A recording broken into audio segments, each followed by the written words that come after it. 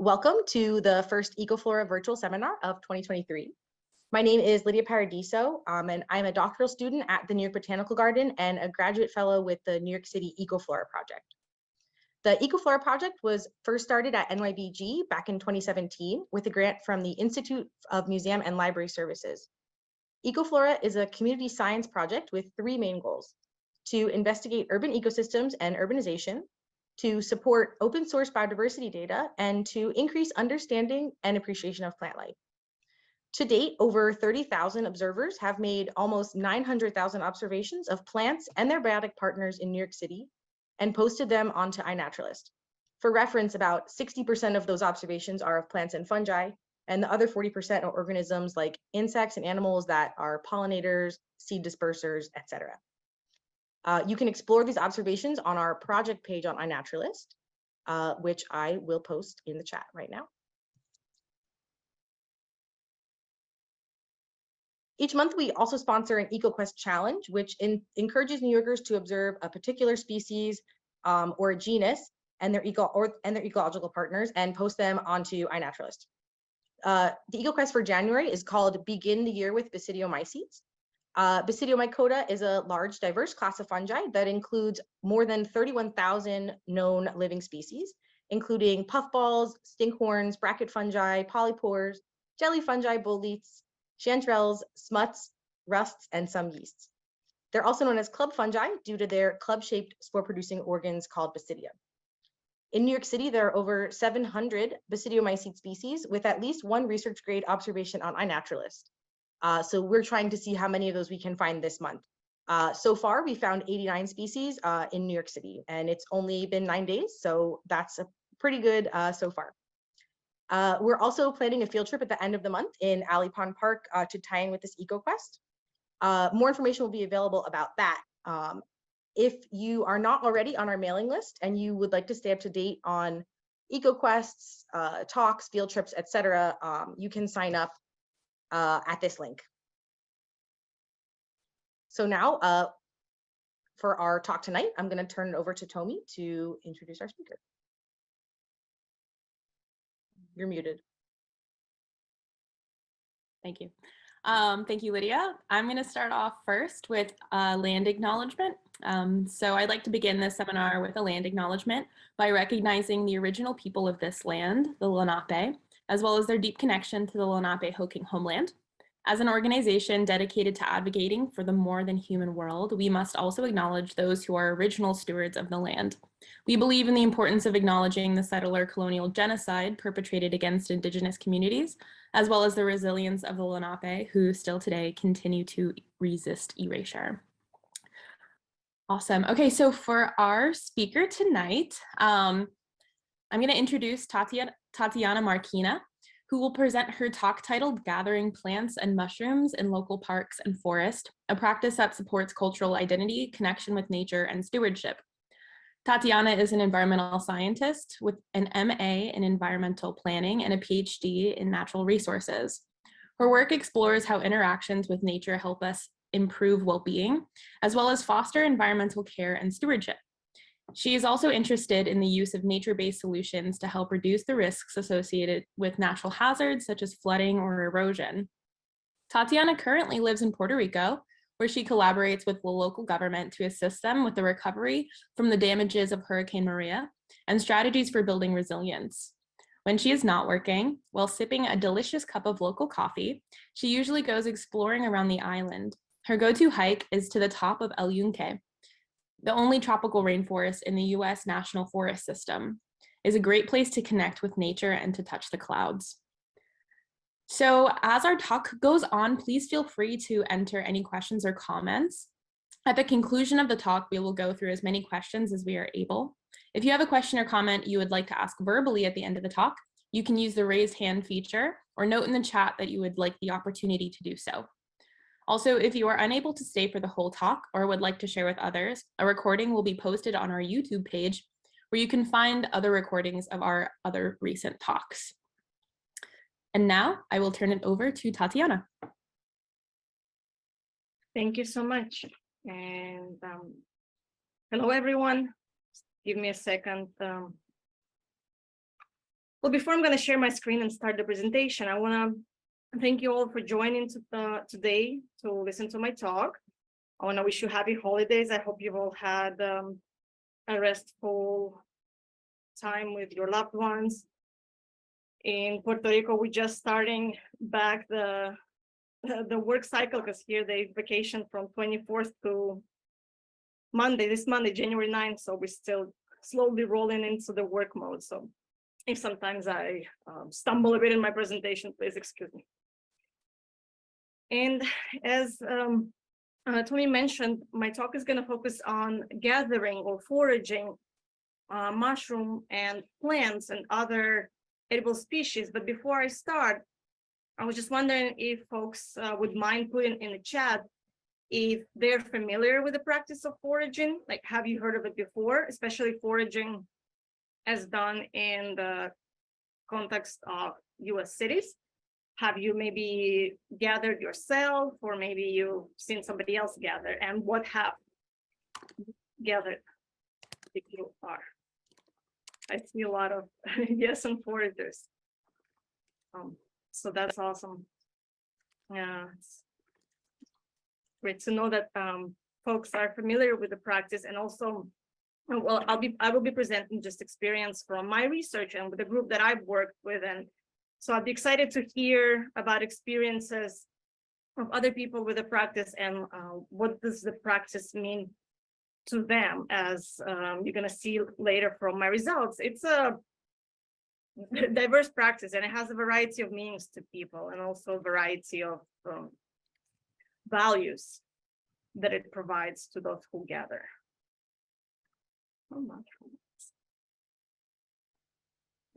Let me share the screen.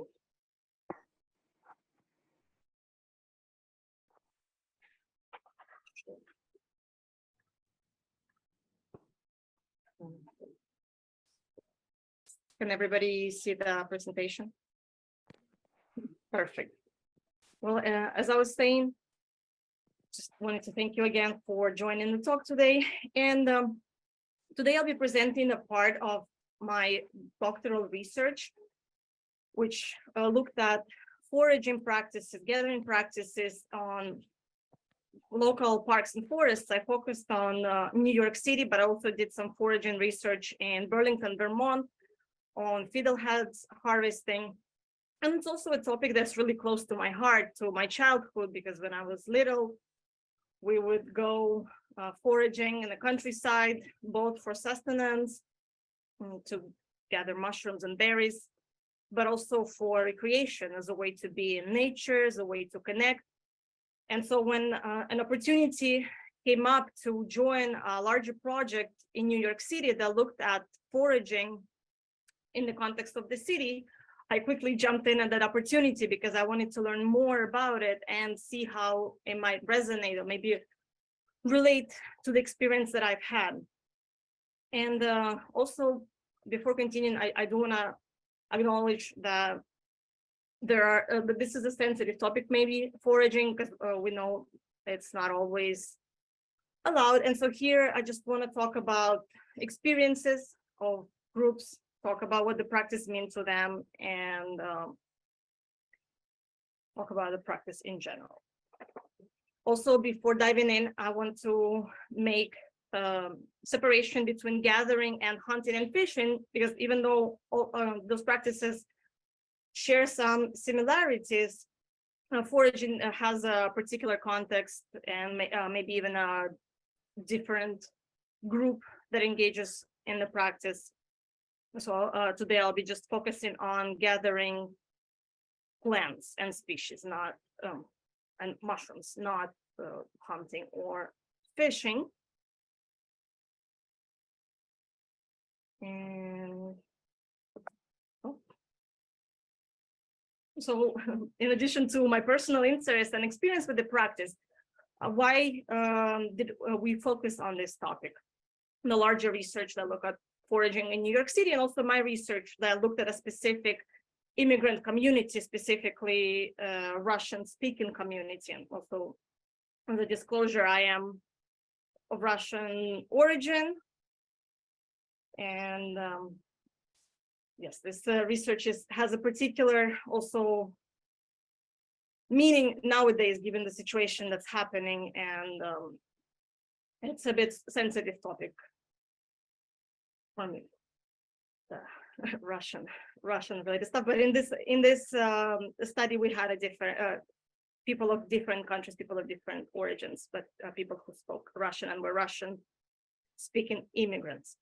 But going back to the topic itself, we know that foraging is happening. We know from anecdotal accounts that it happens. As you yourself mentioned in the chat, you're familiar with it. We know it happens in cities across Europe, in cities in Latin America, in North America. Yet there's relatively little research on the practice of gathering. Just doing a quick Google search on news, I found a whole number of articles on foraging in the US cities, in Seattle, in New York, Bronx. There's also a couple of books, in case you're not familiar with them, that they really shaped the way I think about foraging. One is about the role of gathering and interacting with nature as a therapy, as a way to deal with grief. And another one looks at foraging practices in Oregon among immigrant communities as a way to have a source of income, so for economic motivations, but also as a cultural activity, as a way to connect with one's roots. So we see all those examples there, and as scientists we get curious. Well, how then? Let's do research about it. Let's examine it from more of an academic perspective. And some of the reasons we potentially speculate might explain why the practice remains overlooked in the research on US cities and in human-nature interactions in the urban context could be that the practice can be often viewed as rural, as something that people do not do in the cities. And as I mentioned before, that the practice is often prohibited, and so maybe there's like this level of maybe a taboo and not talking about the practice to avoid the sensitive topic. However, as land managers and researchers make decisions and recommendations about land management, it's important for us to understand how different groups in urban contexts interact with nature. What are the practices? What are the reasons they go to local parks? How do they use them? What is important about those parks to them, so that we can accommodate this variety of uses in the decisions. As I've been mentioning, the other point is that for some groups, this could be a potentially important way of connecting with nature. And probably as many of you have experienced, I personally have experienced that especially during the first months of lockdown, COVID, we noticed how important nature is, or we've been reminded how important nature is to our well-being, to our mental health, to our ability to recover, gain mental strength. And thus it becomes really important to interact with nature, especially nature around you, because during COVID, we were not able to travel too far. And also for urban dwellers, research shows that the city and the nature in the city is often the main and the only way that people interact with nature. Those urban green spaces become an important source of connection with nature, mental recovery, recharging. And it's therefore really important to understand how do different people interact with those urban spaces? How do they use them? What makes those spaces meaningful to them, so that we can design or manage those areas in a more inclusive way and recognize the diversity of ways that people use those green spaces. As I've been mentioning, there's overlap with land management and a potential for gathering some practical applications when we design policies for the use of urban green spaces. And at the same time, there's an opportunity to explore how can urban gathering practices relate to urban stewardship, to conservation objectives, to protection of those valuable and often scarce urban green spaces that we have. We always recognize that there is a funding shortage of volunteers, and so counting with additional support of different groups who could be potential collaborators in achieving those conservation objectives, stewardship objectives of urban green spaces is important. And therefore, in this work, I've been examining the angle of how can foraging practices be related to stewardship. There's this quote or phrase, I'm not sure whom it even belongs to, because I think it's just so known and used by many people, that we protect what we love. We tend to take care of something that is important to us, and therefore in this research and in stewardship literature in general, I've been exploring the premise that foraging is connected to stewardship through the practice of care, through gathering practices, through interacting with nature in meaningful way. Foragers, gatherers either continue to develop their sense of care or strengthen the sense of care they have to the natural world. And through that sense of care, we can build stewardship, and stewardship not just in a moral sense, like that it is important to protect nature, or it's the correct thing to protect nature, but also practical aspect of stewardship. So actually engaging in actions that protect the environment, help local ecosystems, help their resilience, their fight with, for example, non-native invasive species, and so on. And so in this work, I wanted to explore whether this link exists, or whether I can find some examples of this connection between foraging and stewardship. So in the study that primarily took place in New York City, and the one that I'm going to present here,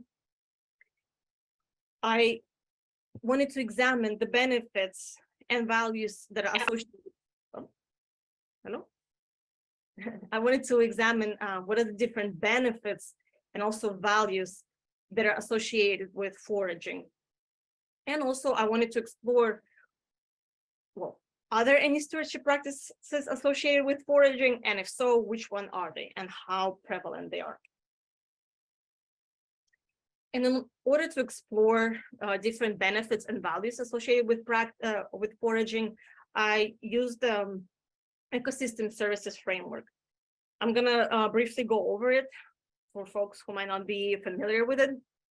The ecosystem services framework is a framework that's been adopted and developed on an international level, and it's commonly used in national decision-making, local decision-making. It's also often used in research, and it focuses on measuring what are the contributions of nature to our well-being. So for example, what is the value of, I don't know, this forest in terms of providing timber, or what is the value of bees in providing pollination, and as a result providing economic value, for example, to agriculture.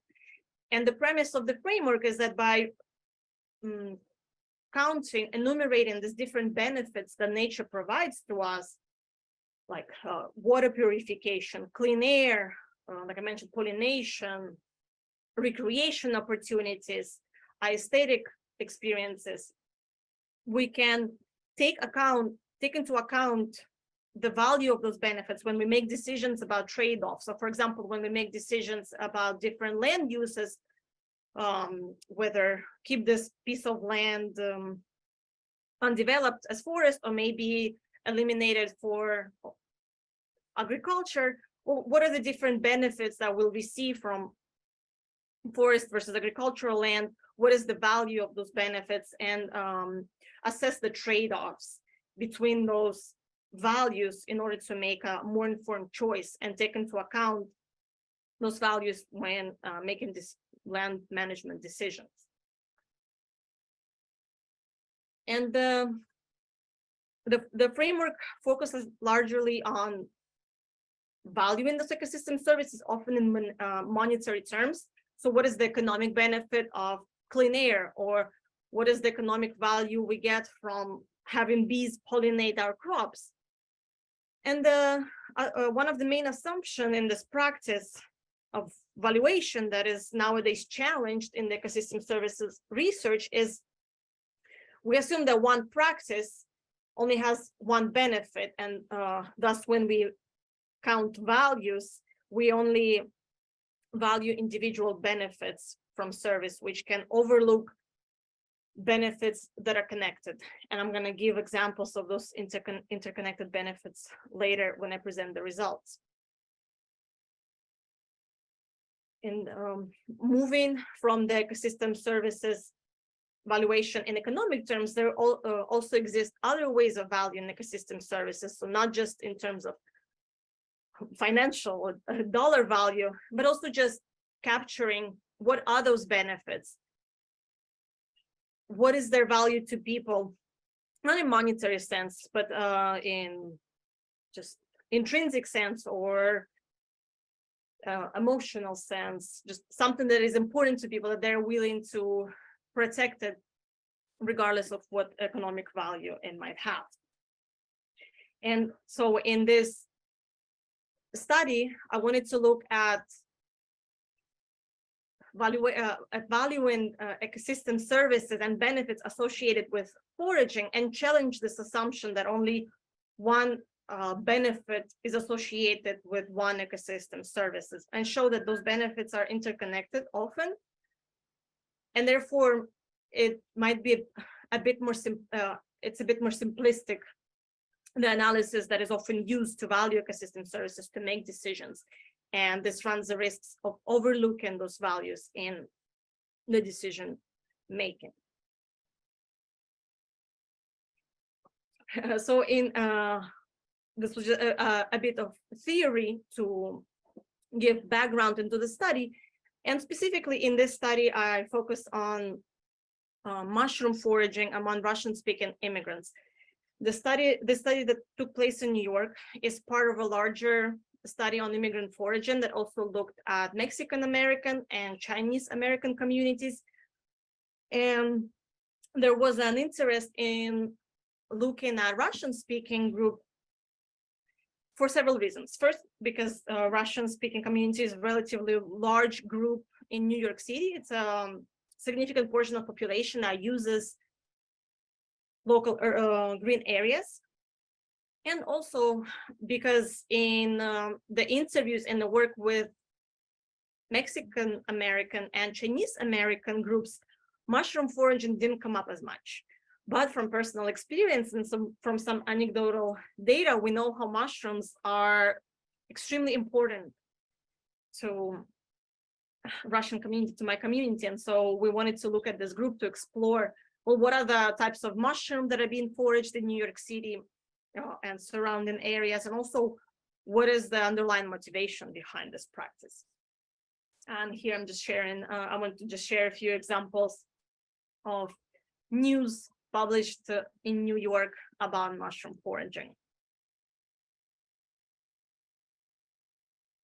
And I also was told that there might be members from the local mycological groups here who, I don't mean to say that only Russians gather mushrooms.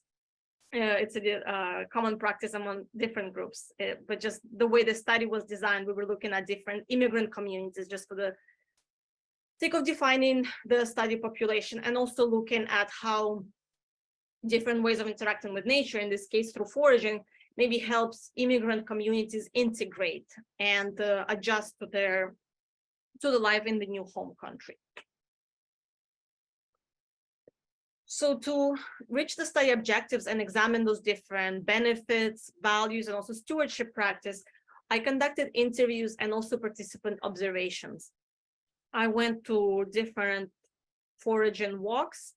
I was also invited by some people that I interviewed to join them on their mushroom gathering trips,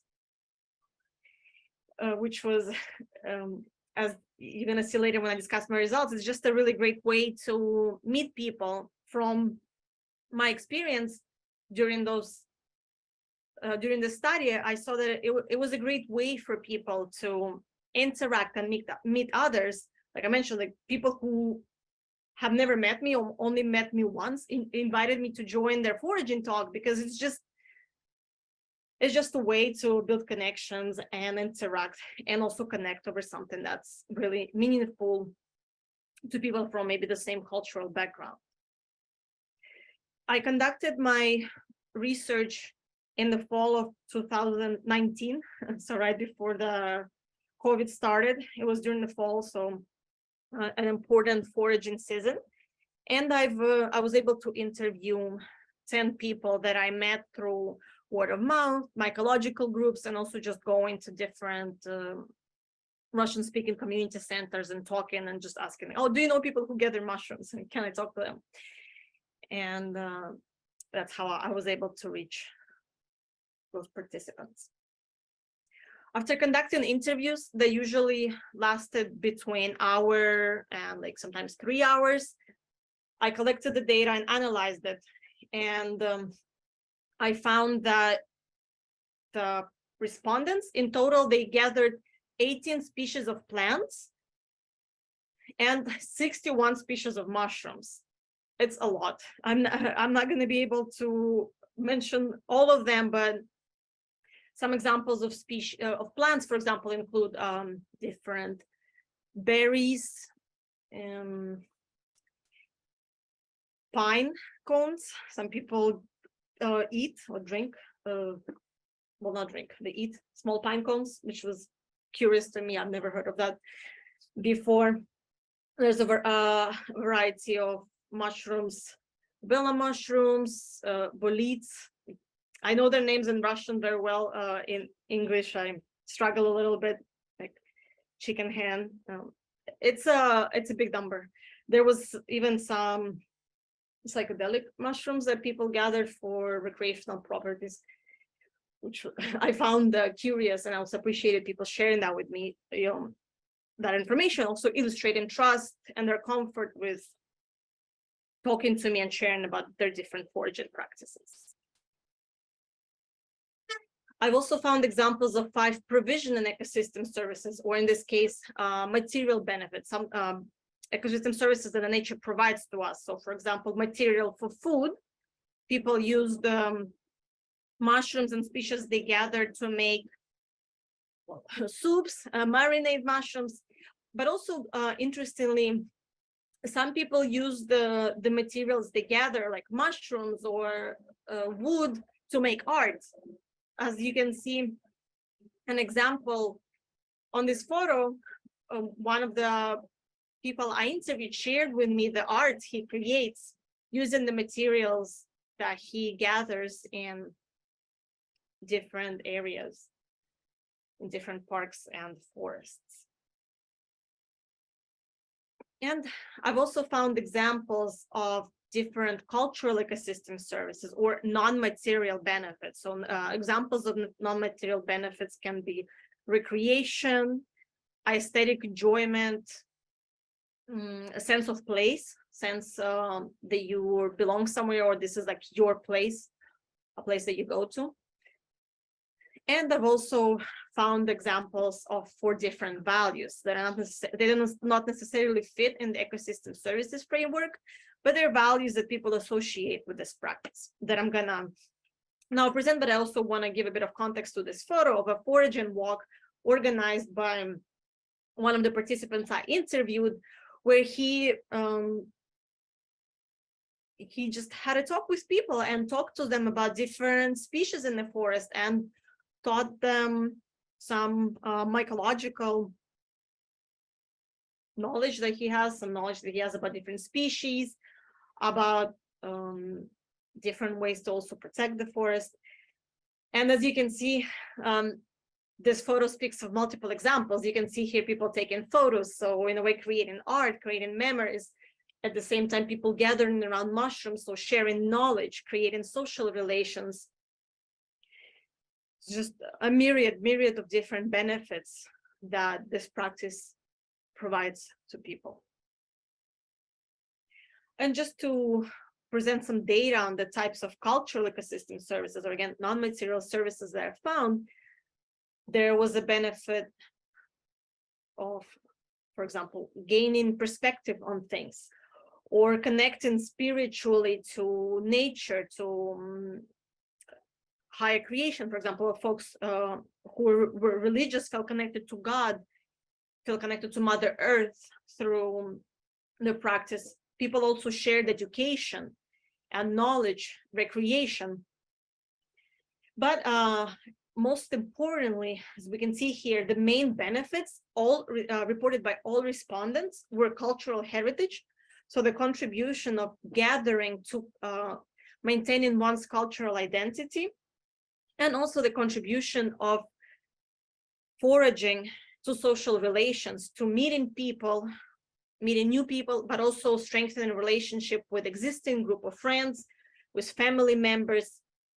And both of those ecosystem services, heritage and social relations, are fundamental for immigrant communities. As we know from research on immigrants and like refugee communities and integration in the new society, an ability to interact with nature in a culturally meaningful way, and an ability to build social relationships in the new place is really important to help with the transition, with the adaptation to the new country, and also really important to the sense of well-being and feeling like you belong in this place. You can create new home in this country, which again, I cannot stress enough how important those benefits can be for people who just move to a new country, especially maybe after traumatic experiences as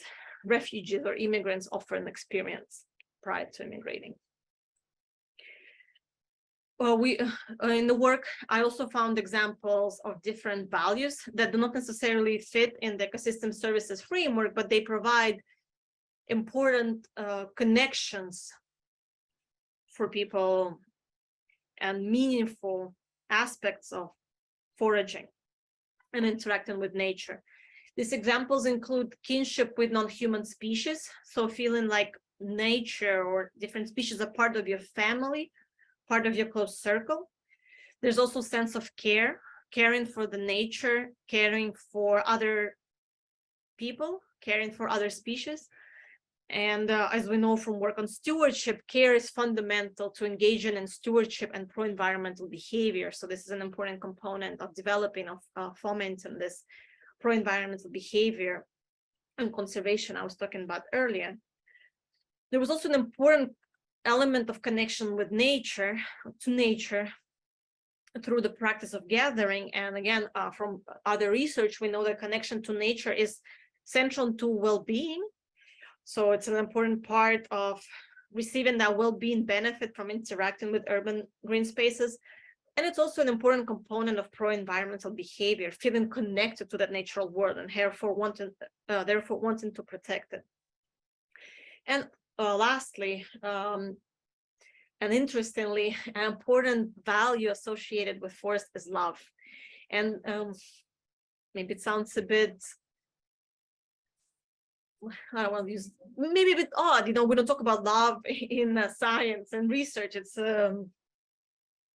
strange, maybe or a subjective concept to talk about. We talk maybe about love in the research on education or maybe social humanity studies, but in research that looks at ecosystem services, and especially from the Western perspective, we don't hear this notion too often, but yet, as I saw in my results, examples of love abound, and it's strong feeling that people feel towards natural world.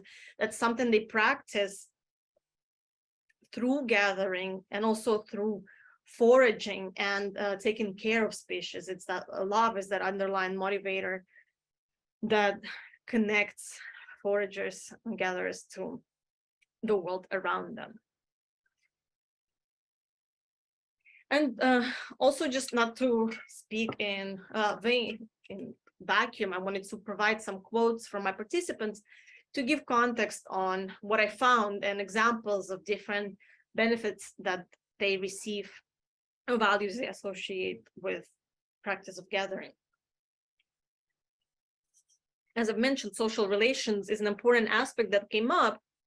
And one participant was sharing that if my parents are around, I like to bring them foraging because, you know, it's like family bonding time. So again, reiterating the importance of gathering to build social relations and strengthen the existing one. The participants that I've interviewed who had kids often foraged with their kids or with their parents.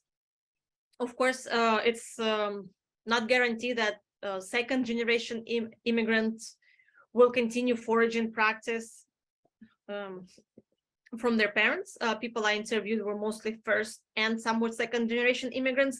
I don't know if the practice will persist in third generation. I did have some examples where the kids were no longer foraging, but still there's this element of tradition and passing on this practice to next generations. I've also found examples of how childhood experiences are important, are central to helping us develop environmental connectedness in the future and develop that sense of stewardship among adults. As I asked one person, why does she love forests so much? Why is the forest meaningful to her? She couldn't tell exactly. She said, well, I don't know. It could be from childhood. Why does a person love ocean? I don't know. It must be some internal state of the soul. For me, it's forest, not ocean. Ocean is nice, but forest, let me go to the forest and that is all. I recharge. It's hard to say where this love for forest comes from. I guess from childhood. In my childhood, in summers, we would spend all the time in the forest. It was the most free recreation. To go to a forest, go fishing, go pick mushrooms. I recall my father took us foraging since we were 3 or 5 years old. It was also a recurrent theme, this contrast between coast, ocean, and forest. I guess maybe for us as Russians growing up, we're not really that exposed to ocean, particularly people from the central area, but we do have forests. And so forests have this particular meaning to us that maybe is not the same for other groups. And so it's also something important to acknowledge that how different ecosystems can be important, more important, or I guess have particular meaning for some groups, not the others. And we shouldn't make assumptions because, for example, in the exploratory study I did in Burlington with refugees from the Republic of Congo, for example, or from Somalia, by contrast, forest wasn't this special place for restoration. It was a scary place. It was a place where danger happened, where crime happened. And so, for example, this assumption that everybody enjoys forest wouldn't be correct. And so the, I won't say the approach, but maybe nature-based practices that would be suitable for immigrants from those countries would need to consider those cultural particularities and cultural meanings associated with different ecosystems. I also found examples of spirituality and connection. So people felt connected to God by practicing foraging and being in the forest. As one person shared, that foraging just means connecting to nature in a really healthy way. It means appreciating God's creation, the physical planet that we live on, and that is just so incredible. Being able to appreciate that we don't just get stuff from Costco, from supermarket, or from fresh direct online. We can go directly into forest, into the wild, and harvest food, and at the same time get some fresh air and some exercise. So here we see example of spirituality, but we also see example of this interconnected material and non-material benefits that we can't simply say like, oh, so foraging, let's say, provides people with mushrooms, and the cost of mushrooms is $5 a pound. So the value of foraging to people is $5 per pound of mushrooms gathered. No, it's more complicated than that, because it's not just the food value of mushroom, not this nutritional value, but it's also the spiritual value. So the value of gathering those mushrooms and feel like you're connecting with nature, or maybe learning about different ways to gather food, or gathering food that is culturally meaningful to you. And so when we assess values of gathering, but also in the context of other evaluation exercises, it's important to recognize this interconnectivity between different benefits to make sure we don't overlook or discard some of the meanings that people assign to nature and different ways of engaging with nature. I also want to share an example of perspective and learning. So a participant was sharing that mushrooms have changed my perspective on the forest. I used to just walk through it and I would enjoy it. I would love it. But then like learning about I'm not sure how to pronounce that one, or if I have written it correctly, the causal relationships of mushrooms to trees and all these different things happening between all these organisms, not even related to fungi, including fungi. It's hard to learn about one organism without learning about its relationship to everyone else. And it's like the coolest part of it. So here we see really great example of also environmental learning better about the ecology of how the forest ecosystem functions, and also what are different followed by that, like what are the different ways that we can affect this ecosystem? Can we, how do we damage it, or how can we protect it? Understanding this whole interconnectedness between different species, and also an example of love and how it shows itself in the interviews. So if this is your world, this is asking participant about foraging and what do they think about stewardship practices. And the response was, so if this is your world, treat it as your world. That is all. Very simple. Yes, you will love it more and it will love you. So also this idea of reciprocity, you take care of your world, of your natural world, and it also takes care of you. And so it's not just, you know, one way take relationship, but it's a mutual relationship of mutual care and co-benefiting each other.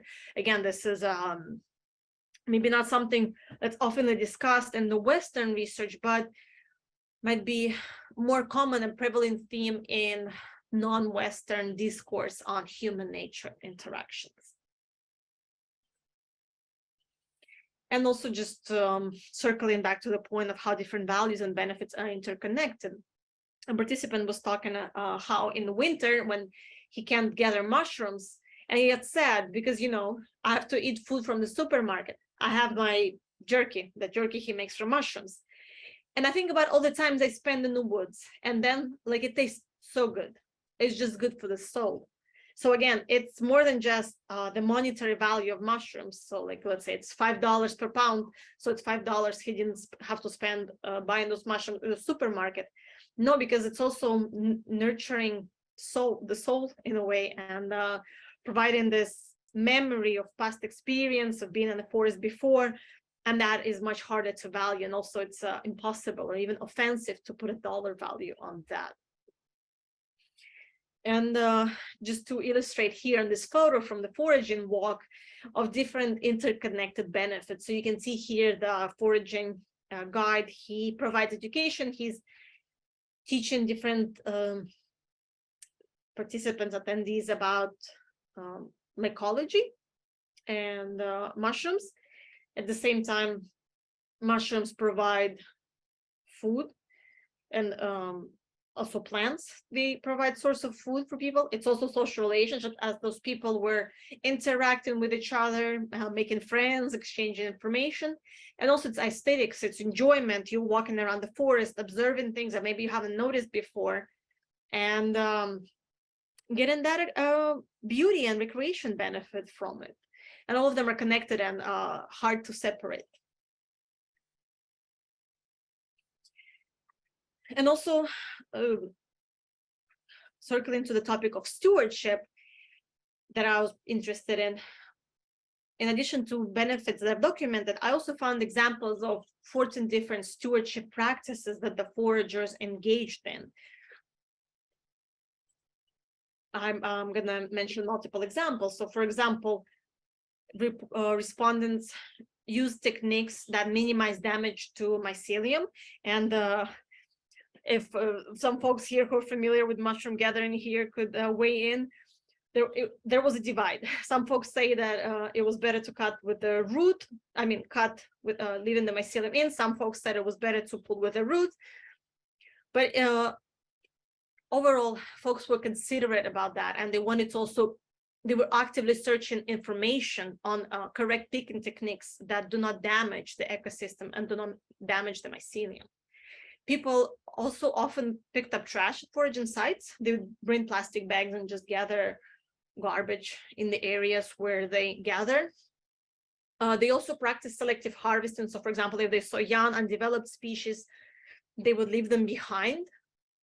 They often also removed invasive species, and some of those species are also edible. So it's like a two-way benefit. I think garlic mustard is an invasive species, and folks particularly enjoyed removing and gathering those. There was also gathering techniques to avoid or minimize damage to plants. So separating that from mushroom gathering or fungi gathering. Folks also timed their harvest to reduce impact. So not harvest maybe in times when the system is still reproducing. And also using baskets, special baskets, to ensure that fungi can spread their pores as you walk through the forest. There was also consideration and reciprocity towards other beings. So, for example, folks would say, like, well, I try not to harvest too much because I want to make sure I leave behind enough for local animals to eat, or even for other people to enjoy. I want them to see those mushrooms or see those plants, and I'm not going to gather excessive amount. And also there was this common notion of leave no trace, which is probably a more Western concept. And curiously, even in interviews that I did in Russian, people will use this phrase in English. Oh, like, what is your stewardship practice? Leave no trace. So I imagine it is in reference to some environmental education they've received or they've seen around parks or educational signs on stewardship and conservation. And also there was often exchange of information and seeking knowledge from others on how to forage sustainably and make sure you don't harvest, and teaching others. So just to give a few examples, one person was saying how it feels particularly good to harvest invasive species because it felt like they were doing an additional benefit to nature, protecting it from, in this case, wineberries. And also talking about sharing stewardship knowledge. Person was talking how harvesting knowledge just gets passed around. It's kind of learning directly. You lead by example. So when you collect it, you are being careful. Sometimes you cut it in front of people. So you're going to pass knowledge to newbies without being overly there. So instead of, I guess, being maybe partially condescending, you lead by example and do it in a delicate manner. That's an example. So what are some of the takeaways from this work? This study demonstrates the multiple and different ways that urban nature supports well-being, and those ways can vary across groups, across different users, across communities. And so if we want to talk about inclusive and equitable management or enjoyment of urban green areas and equal enjoyment of those benefits that nature provides to our well-being, we need to recognize this wide variety of ways that nature benefits people. We also need to recognize this diversity, or consider how we can include this diversity of human-nature interaction in management and policy, because as examples from my work and from other studies show, this practice is often not substitutable.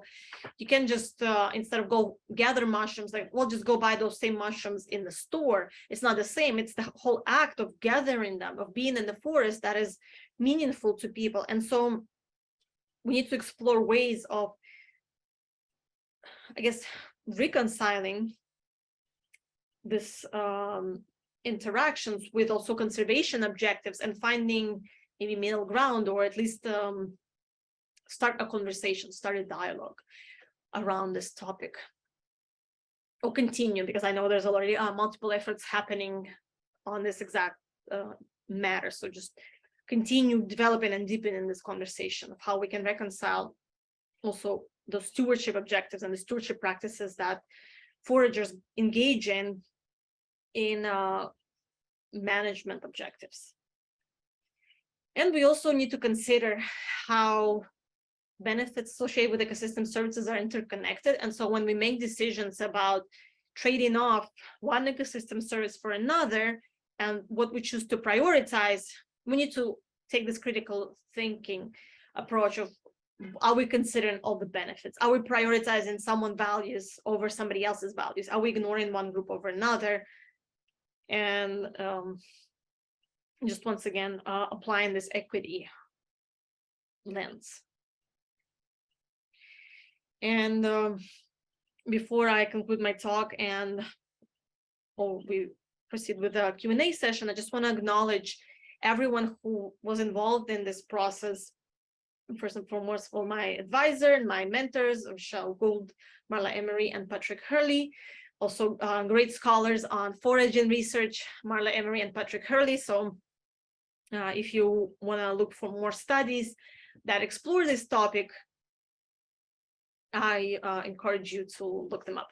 And Rochelle Gould, just an excellent source of work on cultural ecosystem services and values.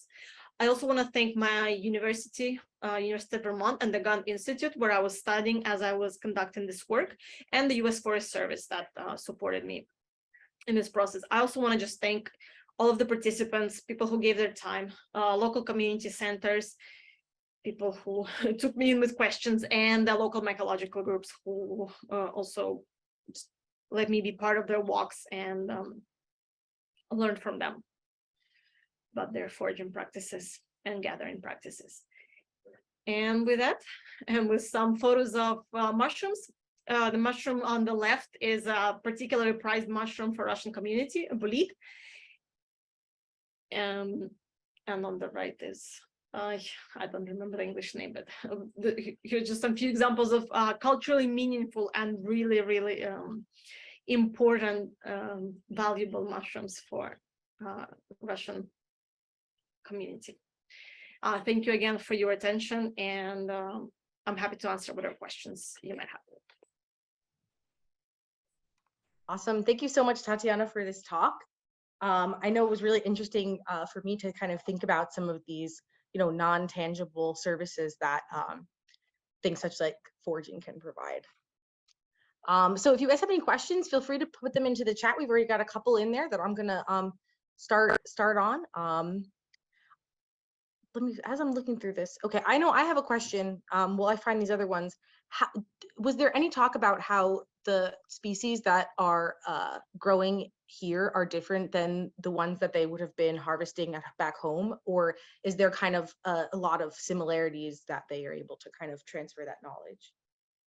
That's a great point. Thank you for bringing it up. Yes, there was a particular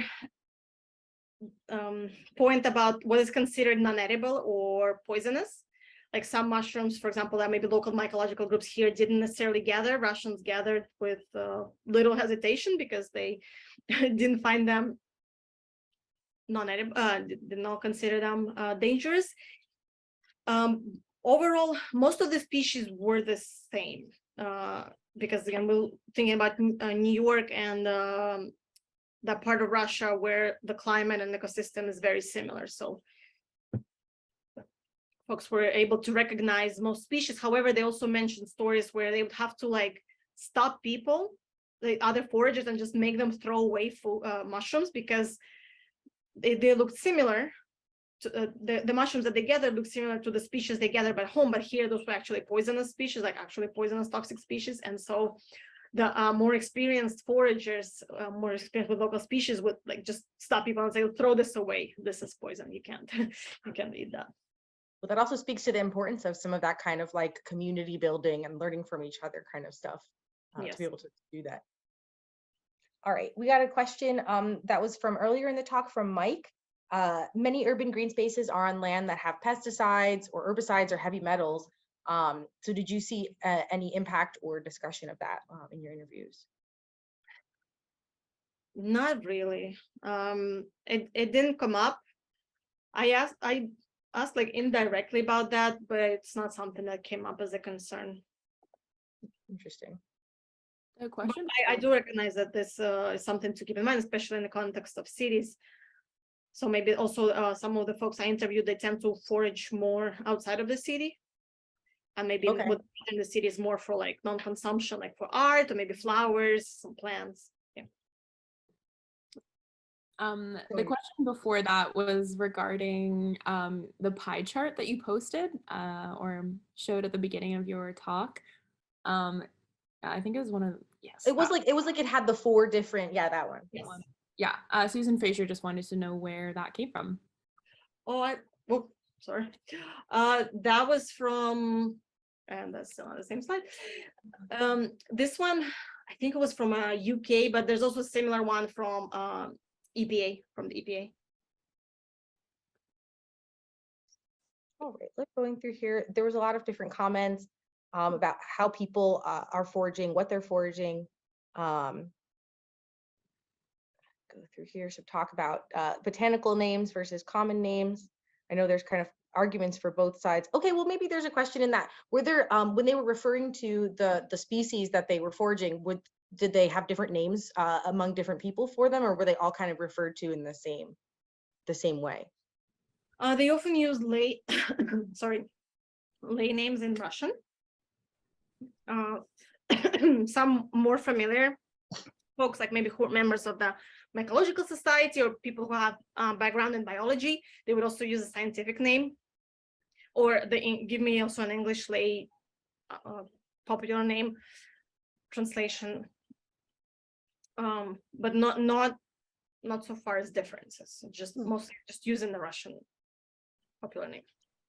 I think it's interesting because my training is as a botanist, so I really enjoy the scientific names and have always been kind of like those common names, they're just confusing everything. But Tomi made a really good point in the chat, on the other hand, that there's a lot of cultural relevancy and like stories that can be included in those common names or that can be excluded in those common names. So that is really interesting that it's you can learn a lot from knowing all the different things that it's called, because the common name in Russian might give some extra information about the plant that the common name in English does not, or that the scientific name does not.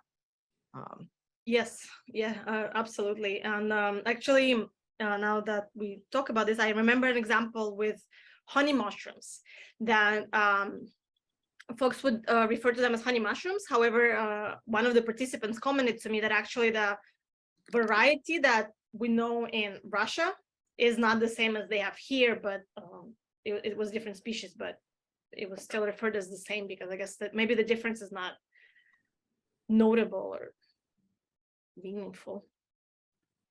It's a substitution. Yep. We have another question from Freda. Did any of the respondents talk about mood changes related to spending time in the forest? Because there have been studies about, relief from symptoms of depression, et cetera, that might be from, environmental chemistry, et cetera. What a wonderful question. Yes, definitely. It was really emphasized this restoration, just recharging, gaining energy. One participant who was who I interviewed, she was 80 years old, and she mentioned how when she walks in the city, she gets tired like after 10-15 minutes, but in the forest she walks for hours because she just gets all this energy from being in the forest and doing something that she loves. So not just mental restoration, but also like physical energy and physical strength. that was mentioned by the participants. All right, what else we have in here? From Lila, we have a question. How can we convince more land management managers and government entities to permit mushroom foraging, besides things like conducting this research? I think it's just starting a dialogue.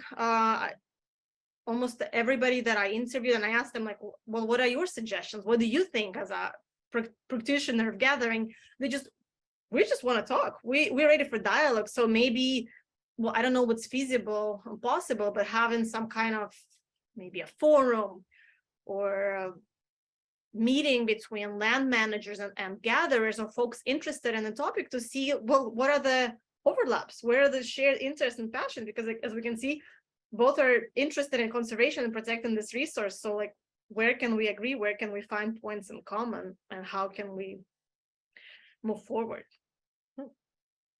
And I see Ellen made a comment here about that the Boston Mycological Club had worked in Massachusetts to try and allow foraging for personal use on state land that has been tabled due to the pandemic.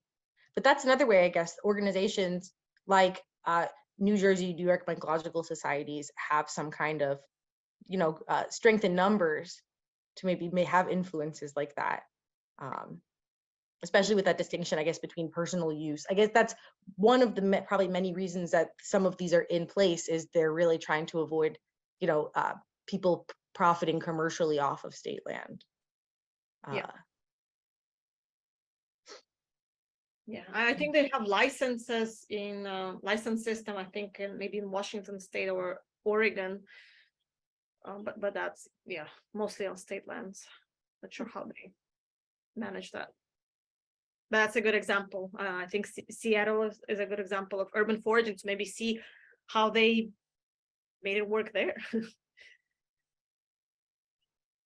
We have a question earlier up in the chat from Gregory Rosen, and I'm going to pose this question to you, but also folks in the chat who might know. What are some references you would recommend regarding legality of foraging in New York State? It's kind of tough. Yeah, I'm not aware. I wouldn't know. I think just maybe looking at the regulations for the parks and see what is allowed and what is not, to make sure you're not breaking the rules. Maybe talking to rangers when you go visit the area and ask. I don't know. We also have Frank Muller put earlier, Cornell University has some good resources on New York State foraging. DC also good place to look. All right, we got another question here. Do you see a difference between children and adults in what they valued about foraging? Or did you interview, were you able to interview younger people, or? No, because of the research restrictions. Working with minors is always particularly challenging context of research. So I won't be able to speak to that. But I guess you said that there were people that were foraging with their children, or had foraged when they were children with their parents. So that's a good. I think it was more like of a game when you were younger, like also even thinking about myself, like it's this hunt, finding and see how many you can find. Or maybe you're not so much concerned about having some food to feed, right, or things like that. Or social relations. I think it's more just being outdoors and having some fun, being in nature, and also learning things about different species and about what your parents do. Tatiana, I have a question for you. I know that you mentioned the reason that you got into this was because it was closely connected with your culture and with your community, but did you have an interest in fungi specifically before you started this study, and did it change after? I did. I missed those boletes, the wild mushrooms I showed in there, the white mushroom. I missed them a lot because you can only find them in Russia in like the forests or in those farmers market, and you can't really find them here, or when you do, they're extremely expensive.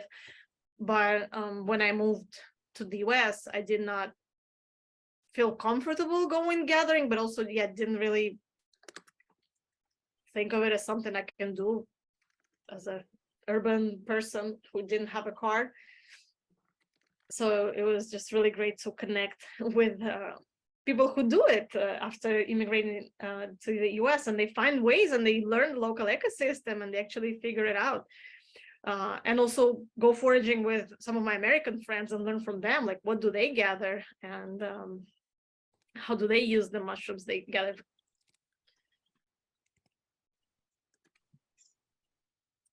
All right, if anyone else has any last questions, you can throw them in there. You can raise your hand and we'll let you say your bit. Or if there's a question you already put in the chat that we missed.